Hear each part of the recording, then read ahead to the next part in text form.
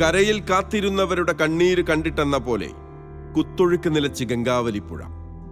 ആഴ്ചകൾ മുൻപ് വരെ കലങ്ങി മറിഞ്ഞൊഴുകിയ ഗംഗാവലി ശാന്തമായി തെളിഞ്ഞൊഴുകി. കരയിൽ അർജുന്റെ ഉറ്റവരും നാടും കാത്തിരിക്കുകയായിരുന്നു.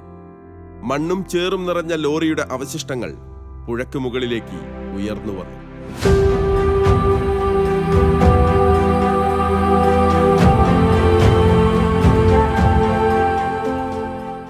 പുഴയോരത്തും ഇങ്ങ് ദൂരെ കണ്ണാടിക്കലിലും അർജുനെ കാത്തിരുന്നവർക്ക് മുന്നിൽ ചേതനയറ്റ ശരീരം ഗംഗാവലി തിരികെ നൽകി.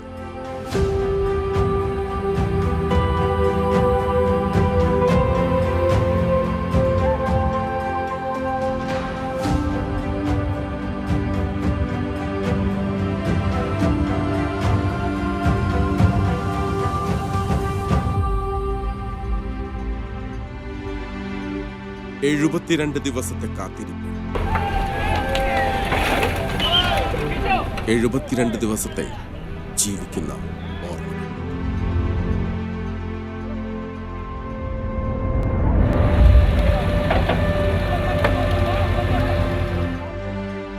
പ്രിയപ്പെട്ട അർജുൻ ജീവന്റെ തുടിപ്പുമായി തിരികെ വരില്ല എന്ന യാഥാർത്ഥ്യം ഉൾക്കൊള്ളുമ്പോഴും പുഞ്ചിരിച്ചോടിയെത്തുന്ന അർജുനെ ഈ നാട് സ്വപ്നം കണ്ടിരുന്നു.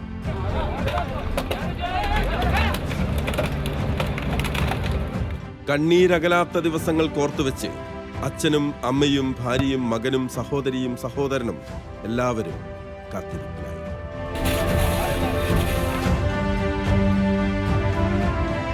ഉടമയും തൊഴിലാളിയും ബന്ധത്തിനപ്പുറം ഒരു സഹോദരനെ പോലെ ചേർത്തു പിടിക്കാൻ മനാഫ് ഈ ദിവസങ്ങൾ അത്രയും ഗംഗാവലിപ്പുഴയുടെ കരയിൽ കാത്തിരിക്കുന്നുണ്ടായിരുന്നു. അന്റാർട്ടിക്ക കടലിൻ്റെ അടിയിൽ പോയാലും മനസ്സ് നമുക്ക് ആരായാലും ഓനെ തിരിച്ചു പിടിക്കണം എന്ന് വിചാരിച്ചു കഴിഞ്ഞാൽ ഉറപ്പായിട്ട് പിടിക്കാൻ കഴിയും. ഞങ്ങൾക്ക് ഒരിക്കലും മറക്കാൻ പറ്റൂല ഞങ്ങളുടെ അനിയനെ. അർജുനെന്ന് ഞാൻ ഒരിക്കലും അവനെ വിളിച്ചിട്ടില്ല. എൻ്റെ കുട്ടനാണ്. ഞങ്ങളുടെ വീട്ടിലെല്ലാവരും കുട്ടനാണ്. ഞങ്ങളെല്ലാവരും കുട്ടാനാണ് വിളിച്ചത്. കുട്ടന് ഞങ്ങളെ കൂടല്ല, പക്ഷെ അവിടെ ഇട്ട് പോരാൻ ഞങ്ങൾക്ക് പറ്റൂല.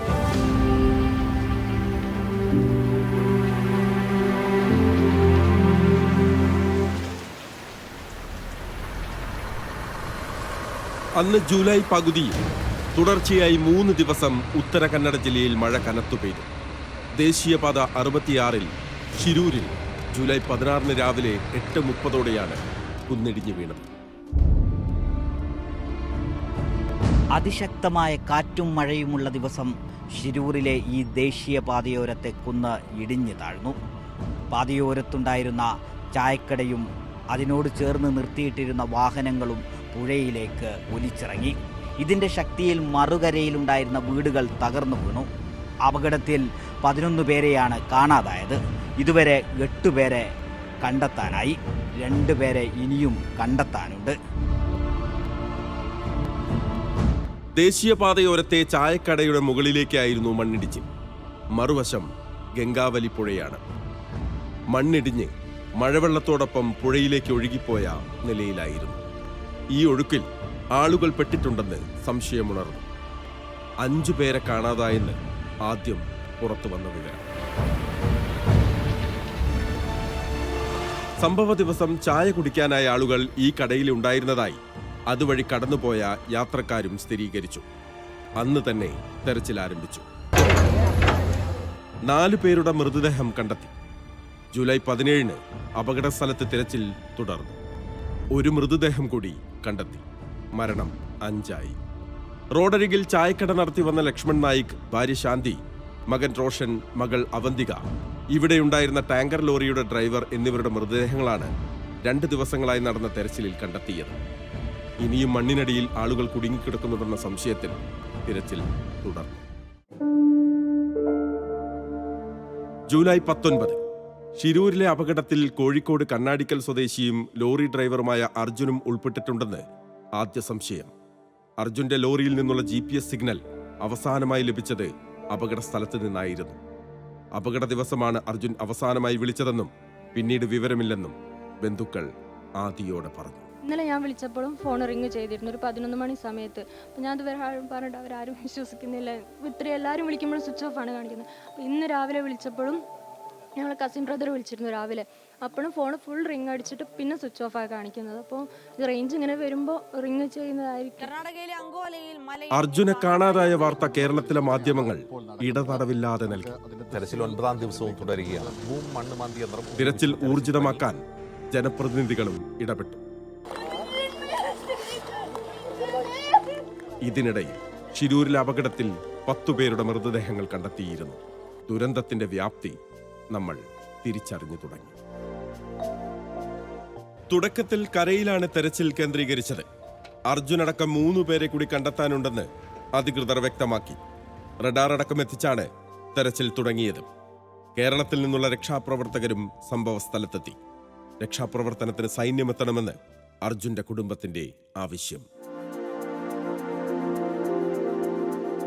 ഈ വീട്ടിൽ നമ്മൾ പലകുറി വരുമ്പോൾ കണ്ടിരുന്നതെല്ലാം തന്നെ അമ്മയുടെയും അച്ഛൻ്റെയും കണ്ണിലെല്ലാം തന്നെ ആ നിസ്സഹായത കാണാൻ സാധിച്ചു. കാരണം അച്ഛനെ സംബന്ധിച്ചിടത്തോളം അച്ഛൻ കിടപ്പിലായിപ്പോയ അല്ലെങ്കിൽ വയ്യാതായിപ്പോയ ഒരു സമയത്ത് അച്ഛൻ ഇനി ഒന്നും നോക്കണ്ട, ഞാൻ ഈ വീടിൻ്റെ എല്ലാ ചുമതലകളും ഏറ്റെടുത്തോളാം എന്ന് ചെറിയ പ്രായത്തിൽ തന്നെ പറഞ്ഞ് ജോലിക്കിറങ്ങിയ ഒരു മകനാണ് അർജുൻ. ഒരുപക്ഷെ ഈ ഒരു കാലയളവിനുള്ളിൽ അർജുൻ ഇനി ഒരു തിരിച്ചു വരവുണ്ടാകില്ല, അർജുനെ കണ്ടെത്താൻ അല്ലെങ്കിൽ അർജുൻ ജീവനോടെ ഉണ്ടാകില്ല എന്ന് അവർ പലകുറി മനസ്സിൽ ഓർത്തിട്ടുണ്ടാകാം. എന്നിരുന്നാൽ പോലും ഒരു പ്രതീക്ഷ അപ്പോഴും മനസ്സിലുണ്ടാകും, എന്നെങ്കിലും ഒരു ദിവസം അർജുൻ കയറി വരുമോ എന്നുള്ളത്. വലിയ മാനസിക വിഷമത്തിൽ നിൽക്കുമ്പോൾ പോലും അത്രയും നിശ്ചയദാർഢ്യത്തോടെ ധൈര്യത്തോടെ മാധ്യമങ്ങൾക്ക് മുന്നിൽ അവർ സംസാരിക്കുന്നുണ്ടായിരുന്നു. നമുക്കൊരൊറ്റ ആവശ്യമുള്ളൂ, ഒന്നെങ്കിൽ പട്ടാളം വരിക, അതല്ലെങ്കിൽ നമ്മുടെ കേരളത്തിൽ നിന്ന് ഒരുപാട് ആളുകൾ പോകാൻ റെഡി ആയിട്ട് നിൽക്കുന്ന സന്നദ്ധരായിട്ടുള്ള വളണ്ടിയേഴ്സ് ഉണ്ട്. അവർക്ക് ഒരുപാട് എക്യുപ്മെൻറ്റ്സ് നൽകാനുള്ള ടീംസ് ഉണ്ട്. അവരൊക്കെ റെഡിയാണ്. അതിനുള്ളൊരു പെർമിഷൻ അവിടുത്തെ സർക്കാരിൽ നിന്നും ലഭിക്കുക. ഇതിലേതെങ്കിലും ഒരു കാര്യം നമുക്ക് കിട്ടണം. കനത്ത മഴയും കാറ്റും രക്ഷാപ്രവർത്തനത്തിന് കടുത്ത വെല്ലുവിളി ഉയർത്തി. വലിയ അതിശക്തമായ മഴയിൽ മലവെള്ളം കുതിച്ചൊഴുകുന്നു. ഏത് നിമിഷവും കുന്നിൻ്റെ ബാക്കി ഭാഗം താഴേക്ക് ഇടിഞ്ഞു വീഴാം. സന്നദ്ധ പ്രവർത്തകരും ഫയർഫോഴ്സും അതുപോലെ ദുരന്ത നിവാരണ സേനയും അടക്കമുള്ള ആളുകൾ വളരെ പണിപ്പെട്ട് സാഹസപ്പെട്ടാണ് ഈ ഭാഗത്തെ മണ്ണ് നീക്കം നടത്തിയത്. പ്രതികൂല കാലാവസ്ഥയ്ക്കിടയിലും സൈന്യത്തിന്റെ ഒരു സംഘം ശിരൂരിലെത്തി. കരയിലും ഗംഗാവലിയിലും ഒരേ സമയം തെരച്ചിൽ.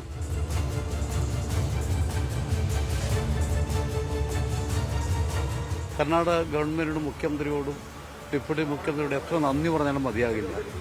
കാരണം 3 പേർ നഷ്ടപ്പെട്ടു, 2 പേർ കന്നഡക്കാരാണ്. പക്ഷെ അർജുനു വേണ്ടിയാണ് എല്ലാ തെരച്ചിലും നമ്മൾ ആലോചിക്കുന്നത്. അതിലുപരി ഇവിടുത്തെ MLA സതീഷ് സെയിൽ MLA ഇത് അസംബ്ലിയിൽ പോകാതെ ഇവിടെ തന്നെ നിൽക്കുകയാണ്, മോണിറ്ററിംഗ് ആണ്. മുഖ്യമന്ത്രി പ്രത്യേകം പറഞ്ഞു, എവിടെയും പോകണ്ട, ഇവിടെ നിൽക്കണം, ഇത് കണ്ടെത്തുന്നവരെ ഓപ്പറേഷൻ എടുക്കണം എന്ന് പറഞ്ഞു. മിലിറ്ററിയും നേവിയും എല്ലാം പൂർണ്ണ സമയം, NDRF മറ്റ് രക്ഷാപ്രവർത്തകർ എല്ലാവരുമുണ്ട്. പ്രത്യേകിച്ച് ഇവിടുത്തെ കലക്ടർ, ജില്ലാ ഭരണകൂടം, പോലീസ്, SP, ബാക്കി എല്ലാ ഉദ്യോഗസ്ഥന്മാരും എല്ലാവരും പൂർണ്ണമായ സഹകരണം. കാരണം ഈ മലയാളികളുടെ ഒരു ഐക്യം അവർക്ക് ബോധ്യപ്പെട്ട് കഴിഞ്ഞിരിക്കുകയാണ്. മഴ കനത്തു പെയ്യുന്ന പകലിലാണ് കർണാടക മുഖ്യമന്ത്രി സിദ്ധരാമയ്യ അപകട സ്ഥലം സന്ദർശിച്ചത്. ജൂലൈ 22-ന് കരയിലും പുഴയിലുമായി തിരച്ചിൽ പുനരാരംഭിച്ചു. രക്ഷാപ്രവർത്തനത്തിൽ വിശ്വാസം നഷ്ടപ്പെട്ടെന്ന് കുടുംബം പറഞ്ഞു. കൂടുതൽ രക്ഷാപ്രവർത്തകർ കേരളത്തിൽ നിന്ന് ശിരൂരിലെത്തി. ഡീപ് സെർച്ച് ഡിറ്റക്ടർ അടക്കം എത്തിച്ച് പരിശോധന തുടർന്നു. ചില സിഗ്നലുകൾ നേരിയ പ്രതീക്ഷ നൽകിയെങ്കിലും ലോറി കരയിലില്ലെന്ന് സൈന്യം സ്ഥിരീകരിച്ചു. പുഴയിലെ നീരൊഴുക്ക് കൂടിയതും മഴയും കാരണം തെരച്ചിൽ പലകുറി തടസ്സപ്പെട്ടു. 9ാം നാൾ ആധുനിക സംവിധാനങ്ങൾ ഉപയോഗിച്ച് പുഴയിൽ തെരച്ചിൽ ആരംഭിച്ചു. ഉച്ചയോടെ തെരച്ചിലിൽ നിർണായക വഴിത്തിരിവ്. നാവികസേനയുടെ അത്യാധുനിക രീതിയിലുള്ള സ്കാനിങ്ങിൽ ഗംഗാവലിയിൽ ലോറി ഉണ്ടാകാൻ സാധ്യതയുള്ള സ്ഥലങ്ങൾ അടയാളപ്പെടുത്തി. റിട്ടയർഡ് മേജർ ജനറൽ ഇന്ദ്രബാലന്റെ നേതൃത്വത്തിലുള്ള സംഘം ഡ്രോൺ ഉപയോഗിച്ച് പുഴയിൽ പരിശോധന നടത്തി. 60 മീറ്റർ അകലെയായി ലോറിയുടെ സിഗ്നൽ ലഭിച്ചു. 4 ഇടങ്ങളിൽ ലോഹസാന്നിധ്യം സ്ഥിരീകരിച്ചു. കരയിൽ നിന്ന് ലോറി 132 മീറ്റർ അകലെയാണെന്ന് ഡ്രോൺ പരിശോധനയിൽ വ്യക്തമായി. 4 പോയിന്റിൽ ഏതൊരു പോയിന്റിൽ ഡെഫിനറ്റ്ലി ഒരു ഹൈ പ്രോബിലിറ്റി നമ്മുടെ ട്രക്കിന്റെ ഐറ്റംസ് കിട്ടാൻ. ഗംഗാവലിയുടെ ആഴങ്ങളിൽ ഇറങ്ങിച്ചെന്ന് പരിശോധിക്കാൻ ഈശ്വർ മാൽപ്പയുടെ സംഘവും എത്തി. ആദ്യഘട്ട പരിശോധനയിൽ നിരാശയായിരുന്നു ഫലം. ഇപ്പോൾ ഇത് ഇവിടെ പറഞ്ഞ സമയത്തിൽ വെള്ളം കൊഞ്ചം കളക്കുണ്ട്, റെഡ് ആയിട്ട് നിങ്ങൾ കാണുന്നുണ്ട്, എല്ലാം കൊഞ്ചം റെഡ് ഉണ്ട്. അടിഭാഗത്തിൽ ഞങ്ങൾ അണ്ടർ ടോർച്ച് കാണുന്നില്ലെങ്കിൽ ഓരോ ബുദ്ധിമുട്ടാവും.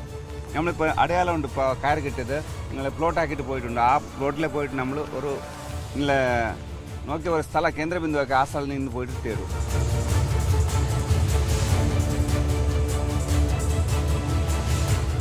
പാറക്കല്ലുകളും മരവും ചെളിയുമല്ലാതെ മറ്റൊന്നും കണ്ടെത്താനായില്ല. രക്ഷാദൗത്യം കർണാടക സർക്കാർ അവസാനിപ്പിക്കുന്നുവെന്ന് വാർത്ത പരന്നു. വലിയ പ്രതിഷേധമുയർന്നു. മുഖ്യമന്ത്രി പിണറായി വിജയൻ കർണാടക മുഖ്യമന്ത്രി സിദ്ധരാമയ്യയ്ക്ക് കത്തെഴുതി.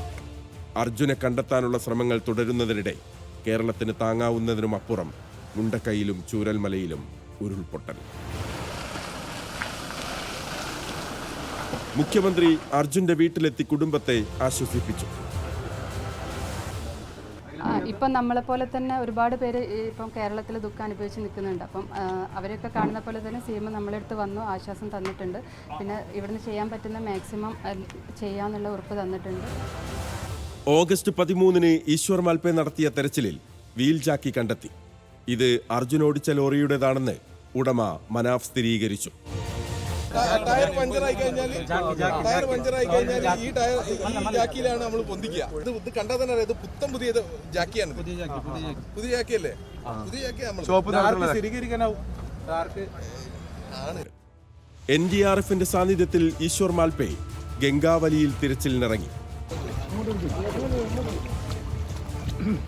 പുഴയോട് ചേർന്നുള്ള പ്രദേശങ്ങളിൽ ഇന്ധനത്തിന്റെ സാന്നിധ്യവും കണ്ടെത്തി. പുഴയിൽ നിന്ന് ലോഹഭാഗങ്ങളും കയറും കണ്ടെത്തി. കൂടുതൽ തെരച്ചിലിനായി ഗോവയിൽ നിന്ന് ജലമാർഗം ഡ്രഡ്ജർ എത്തിക്കാൻ തീരുമാനിച്ചു. മണ്ണ് നീക്കാൻ കഴിയാത്തതോടെ തിരച്ചിൽ അവസാനിപ്പിക്കാൻ തീരുമാനം. ദിവസങ്ങളോളം അനിശ്ചിതാവസ്ഥ. ഡ്രഡ്ജർ കൊണ്ടുവരുമെന്ന് പറഞ്ഞിരുന്നുവെങ്കിലും ചെലവാരു മുടക്കുമെന്നതായി ചോദ്യം. കുടുംബം കർണാടക മുഖ്യമന്ത്രി സിദ്ധരാമയ്യെ കണ്ടതോടെയാണ് തിരച്ചിൽ പുനരാരംഭിക്കാൻ തീരുമാനമായത്. ഡ്രഡ്ജർ കൊണ്ടുവരും എന്നുള്ള കാര്യത്തിൽ ഉറപ്പാണ് തന്നിരിക്കുന്നത്. അല്ലാതെ അതിനൊരു വേറെ ഒരു ആൻസറൊന്നുമില്ല. ഉറപ്പായിട്ടും അത് കൊണ്ടുവരും, തിരച്ചിൽ പുനരാരംഭിക്കുമെന്ന ഉറപ്പ് തന്നെ തന്നിട്ടുണ്ട്. അത് വന്നാൽ നമുക്ക് നേരത്തെ സൂചിപ്പിച്ച പോലെ ഈ ലോറി എവിടെയാണ് ലൊക്കേറ്റ് വരുന്നത് അത് കണ്ടെത്താനും എടുക്കാനും കഴിയുന്നതാണ് നമ്മുടെ പൂർണ്ണ പ്രതീക്ഷ. ഡ്രഡ്ജറിന്റെ വാടക 1 കോടി രൂപ കർണാടക സർക്കാർ വഹിക്കാൻ തീരുമാനിച്ചു. സെപ്റ്റംബർ 19 ഗോവയിൽ നിന്നുള്ള ഡ്രഡ്ജർ ഗംഗാവലി പുഴയിൽ. ഡ്രഡ്ജർ ഗോവയിൽ നിന്ന് ഇവിടെ എത്താൻ പ്രതിസന്ധികളേറെയായിരുന്നു. കാലാവസ്ഥ പ്രതികൂലമായതിനെ തുടർന്ന് പലയിടത്തും യാത്ര നിർത്തിവെക്കേണ്ടി വന്നു. 2 പാലങ്ങളുണ്ട് ഗംഗാവാലി പുഴയിൽ. ആദ്യ പാലവും അതിനുശേഷമുള്ള കൊങ്കൺ റെയിൽവേ പാലവും കടന്നു വേണം അപകടം നടന്ന ഈ സ്ഥലത്തെത്താൻ. വേലിയിറക്ക സമയം കാത്തിരുന്ന ശേഷമാണ് ഈ പുഴയിൽ അപകടം നടന്ന സ്ഥലത്തേക്ക് ഡ്രഡ്ജർ എത്തിയത്. ഡ്രഡ്ജർ എത്തിയതിനു ശേഷം പല ലോഹഭാഗങ്ങളും കണ്ടെത്തി. 9 മണിക്കൂർ നീണ്ട തെരച്ചിലിൽ ലോറിയുടെ ചില ഭാഗങ്ങളും 2 ടയറുകളും ലോഹഭാഗങ്ങളുമെല്ലാം കണ്ടെത്തി. പക്ഷേ അത് അർജുന്റെ ലോറിയുടേതായിരുന്നില്ല. സെപ്റ്റംബർ 22 വാഹനത്തിന്റെ റേഡിയേറ്റർ, ഒരു ലോറിയുടെ എഞ്ചിൻ എന്നിവ കണ്ടെത്തി. തെരച്ചിലിന് പിന്നാലെ അസ്ഥിഭാഗവും കണ്ടെത്തി. അതു പക്ഷേ മനുഷ്യൻ്റേതല്ലെന്ന് പരിശോധിച്ച് ഉറപ്പുവരുത്തി. സെപ്റ്റംബർ 23 അർജുന്റെ ലോറിയുടെ ഭാഗം കണ്ടെത്തുന്നത്. വണ്ടിയിലുണ്ടായിരുന്ന വടത്തിന്റെ കെട്ടും ഒരു മരത്തടിയും കണ്ടെത്തി. 72 ദിവസത്തെ അനിശ്ചിതത്വത്തിനും പ്രതീക്ഷകൾക്കും പ്രതിസന്ധികൾക്കും ഒടുവിൽ അർജുന്റെ ലോറി ഗംഗാവലി പുഴയിൽ നിന്ന് ഡ്രഡ്ജർ ഉപയോഗിച്ച് പുറത്തെടുത്തു.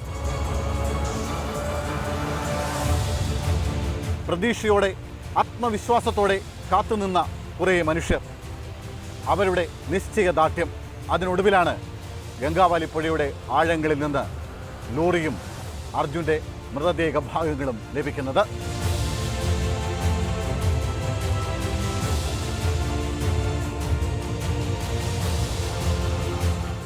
ശരീരഭാഗങ്ങൾ കണ്ടെത്തി. ആ കണ്ടെത്തിയ ഭാഗങ്ങൾ കാർവാർ ആശുപത്രിയിലേക്ക് മാറ്റി. അവിടെ നിന്ന് DNA പരിശോധനയ്ക്കായി മംഗളൂരുവിലെ ലാബിലേക്ക്.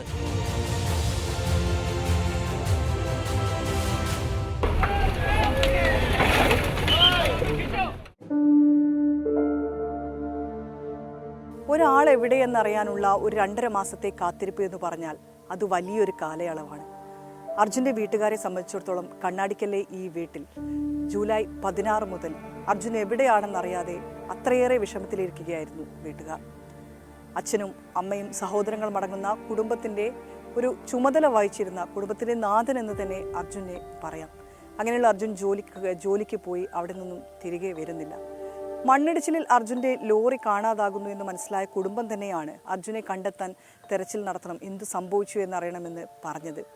അത്രയേറെ വിഷമത്തിൽ നിൽക്കുമ്പോഴും മനസ്സിന് ധൈര്യം കൊടുത്തുകൊണ്ട് നിശ്ചയദാർഢ്യത്തോടെ മാധ്യമങ്ങൾക്ക് മുന്നിൽ അമ്മയും സഹോദരിയും ഭാര്യയുമെല്ലാം തന്നെ അർജുനെ കണ്ടെത്താൻ, എന്തായാലും കണ്ടെത്തി മാത്രമേ ഈ തെരച്ചിൽ അവസാനിപ്പിക്കാവൂ എന്ന് പലകുറി പറഞ്ഞത് നമ്മൾ കണ്ടതാണ്.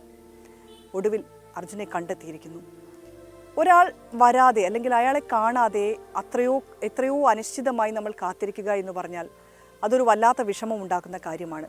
അർജുൻ്റെ കാര്യത്തിൽ വീട്ടുകാരെ സംബന്ധിച്ചിടത്തോളം അതുതന്നെയാണ് ഉണ്ടായിരുന്നത്. എന്ത് പറ്റിയെന്ന് അറിയില്ല, ഒരാൾ ജീവനോടെയുണ്ടോ ഇല്ലേ എന്ന് അറിയുക എന്ന് പറയുന്നത് ഒരു കുടുംബത്തിൻ്റെ അവകാശമാണ്. അവർക്കതിനുള്ള ഒരു അവകാശം കൂടിയുണ്ട്. അവരെ സംബന്ധിച്ചിടത്തോളം ഇപ്പോൾ അതിനെല്ലാം അന്ത്യമായിരിക്കുന്നു. ഒരു പക്ഷേ പലപ്പോഴും അവർ പ്രതീക്ഷിച്ചിട്ടുണ്ടാകാം അർജുൻ ഒരു ദിവസം വീട്ടിലേക്ക് കയറി വരുമെന്നുള്ളത്. എന്നിരുന്നാൽ പോലും ഇപ്പോൾ അർജുൻ്റെ മൃതദേഹം കണ്ടെത്തിയിരിക്കുന്നു, അർജുൻ്റെ ലോറി കണ്ടെത്തിയിരിക്കുന്നു എന്ന് പറയുന്നത് വലിയ ആശ്വാസമാണ്. കമ്മിറ്റ്മെന്റ് ഭയങ്കര വലിയ വേർഡാ, ഭയങ്കര പവർഫുൾ വേർഡാ കമ്മിറ്റ്മെന്റ്. അത് പറയാൻ ഈസിയാണ്, അത് പാലിക്കാൻ ഇത്തിരി പണിയുണ്ട്. അതാണ് ഈ കാണുന്നത്. ഗംഗാവലിപ്പുഴൻ്റെ ഉള്ളിൽ ആയിക്കോട്ടെ, ഇനി അത് അന്റാർട്ടിക്ക സമുദ്രത്തിൻ്റെ അടിയിലായിക്കോട്ടെ, ഒരു മനുഷ്യന് അവിടുന്ന് പൊന്തിച്ച് കൊണ്ടുവരണമെന്ന് ദൃഢനിശ്ചയം എടുത്തിട്ടുണ്ടെങ്കിൽ തീർച്ചയായിട്ടും അത് കൊണ്ടുവരാൻ പറ്റും. ആ കൊണ്ടുവന്നതാണ് ഇപ്പം ഇത്. അതിന് ഞാൻ ഉപയോഗിച്ച മാർഗങ്ങളും ഈ 71 ദിവസം രാവും പകലും, ഇന്നത്തേക്ക് ഇപ്പോൾ 72ആയി എൻ്റെ കണക്കിൽ, രാവും പകലും ഊണിലും ഉറക്കത്തിലും ഇതന്നെയാണ്. ഇത് മാത്രമേ ഞാൻ ചിന്തിച്ചിട്ടുള്ളൂ.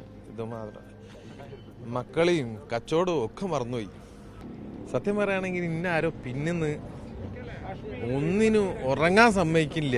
എൻ്റെ ഉള്ളിൽ നിന്ന് ഇങ്ങനെ അതന്നെ എനിക്ക് വന്നുകൊണ്ടിരിക്കണത്. ഞാൻ അത്ര കോൺഫിഡൻറ്റോട് കൂടി പറയുമ്പോഴും എൻ്റെ പെണ്ണുങ്ങളും എൻ്റെ വീട്ടുകാരും ഫ്രണ്ട്സും ഒക്കെ പറയുന്നത് അങ്ങനെ കോൺഫിഡൻറ്റോട് കൂടി അർജുൻ അവിടെ ഉണ്ട് എന്ന് പറഞ്ഞിട്ട് ഇനി കണ്ടില്ലെങ്കിൽ മനാഫ്ക നിങ്ങൾ കുടുങ്ങി പോട്ടോ, അതിൻ്റെ ഉള്ളിലുണ്ട്. രാജ്യം കണ്ട ഏറ്റവും വലിയ ദുഷ്കരമായ ദൗത്യങ്ങളിലൊന്നാണ് അവസാനിക്കുന്നത്. നാടിന് നൊമ്പരമായി അർജുനും ആ യാത്രയും ലോറിയും മണ്ണിടിച്ചിലും ഒടുവിൽ ഗംഗാവലിപ്പുഴയും. ഗംഗാവലിയുടെ കുത്തൊഴുക്കിന് പോലും കവരാൻ കഴിയാത്ത ഓർമ്മകൾ ബാക്കിയാക്കിയാണ് അർജുൻ യാത്രയായത്. ആരെയും കണ്ണീരണിയിക്കുന്നതായിരുന്നു അർജുന്റെ ലോറി പരിശോധിച്ചപ്പോൾ കണ്ട കാഴ്ചകൾ. 2 ഫോണുകൾ, വസ്ത്രങ്ങളടങ്ങിയ ബാഗ്, വാച്ച്, പിന്നെ ഒരു കുഞ്ഞു ലോറി. ജീവനെടുത്ത മഹാമലയ്ക്കും ഗംഗാവലിപ്പുഴയിലെ ഭീകര ഒഴുക്കിനും വിഴുങ്ങാൻ കഴിയാത്ത അവശേഷിപ്പുകൾ. ചതഞ്ഞരഞ്ഞുപോയ ലോറിക്കുള്ളിൽ പോറലേൽക്കാതെ ബാക്കിയായ ഓർമ്മകൾ. വീട്ടിലേക്കുള്ള വഴിയിൽ നേരത്തെ മടങ്ങേണ്ടി വന്നൊരു ഹതഭാഗ്യനായ യുവാവിന്റെ മോഹങ്ങളും സ്വപ്നങ്ങളുമാണ്. കണ്ണ് നനയിക്കുന്നത് ഈ കുഞ്ഞു ലോറിയാണ്. യാത്രക്കിടെ എപ്പോഴോ മകന് വേണ്ടി മേടിച്ചതാണ്. ഒപ്പം കളിച്ചും കണ്ടും കൊതി തീരാതെ ഇറങ്ങിപ്പോരുമ്പോൾ അവൻ കാണാതെ ആ ലോറിയും അർജുൻ കൂടെയെടുക്കും. അർജുൻ ക്യാബിനിൽ എപ്പോഴും കാണുന്നൊരിടത്ത് വെക്കും. ദിവസങ്ങൾ കഴിഞ്ഞ് അച്ഛൻ തിരിച്ചു വീഴുമ്പോൾ മകന് ഇരട്ടി സന്തോഷമാണ്. പക്ഷെ ഇത്തവണ അവന്റെ കുഞ്ഞു ലോറി മാത്രം ആ വീട്ടിലെത്തും. കളിപ്പാട്ടം കണ്ട സന്തോഷത്തിൽ അവൻ അച്ഛനെ തിരക്കുമായിരിക്കും. മറുപടി പറയാൻ വാക്കുകളില്ലാതെ ആ കുടുംബം കഷ്ടപ്പെടും. വേദനകൾക്കും നഷ്ടങ്ങൾക്കും മുകളിൽ മറവിയുടെ മണ്ണിട്ട് മൂടട്ടെ എന്ന് നമുക്കും പ്രതീക്ഷിക്കാം.